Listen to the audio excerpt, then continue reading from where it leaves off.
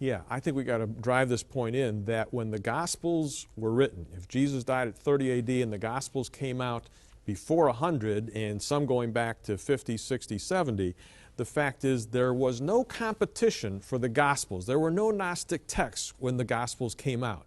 They were the thing, okay? And then the first Gnostic text came into the early part of the 2nd century. For example, the Gospel of Judas that we've been talking about came at what, 180? Yeah, it's a 2nd century, probably late 2nd century And text. the first one was probably what, Gospel of Thomas? Gospel of Thomas about 120, maybe slightly a little earlier. With tradition, what makes Thomas interesting is, and I've got to say this, what makes Thomas interesting is it's a mixture. It's drawing on some stuff that the Orthodox Church was using, and then it's bringing in alongside other stuff that's coming outside that sphere and mixing them together. It's a hybrid gospel. Yeah, like Jesus was actually risen from the dead in Thomas. Yeah. Okay. Talk about the fact of what they're trying to do by taking the Gnostic books and pushing them as far early as they can, far back early as they can, and why are they trying to take the gospel books that were written between the 50s and 90s basically, and trying to push those further back? What are they trying to do? What they're trying to do with the Gnostic materials is get them as early as they can so that they can have this alternative in place as early as possible. Equal. Equal to getting to the point where it's equal to what's going on with the we know as the biblical Gospels. What they're doing with the biblical Gospels, they can only push them out so far.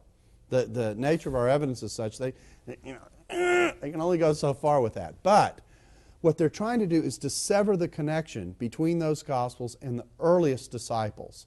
So you'll often hear statements like, the 4 Gospels don't come from apostles or anyone close to the apostles, to which my reply is, no, the 4 Gospels come from apostles or from people close to the apostles. The example I like to use here is Luke, because Luke is interesting. He is a companion. He's described in Luke Acts as a companion of Paul. Now just put on your thinking cap for a second and ask, how many companions of Paul are named for us in the New Testament? You got Silas, you got Timothy, you got Titus, you got Epaphroditus, you got Apollos. I mean, the list is long. Barnabas. And yet the tradition is unanimous that Luke is the one who wrote the 3rd Gospel. So you ask yourself, if you didn't know who the writer was, and even more than that, Luke is a somewhat obscure figure among those. There are more prominent figures among those characters. So if you were trying to fill in the blank because you didn't know it, would you fill in a blank and have it be so unanimous? No, something's got to drive the unanimity of that tradition, and my claim would be what's driving the unanimity of that tradition is they know who wrote it.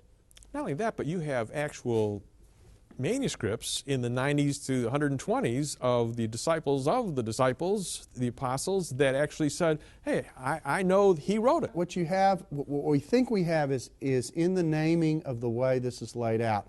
We don't get how I want to say this. We don't get the Gospel of Luke. We get the Gospel according to Luke. In other words, we get this according to. There's one Gospel in 4 different versions, and we think that those names were in place in the early 2nd century.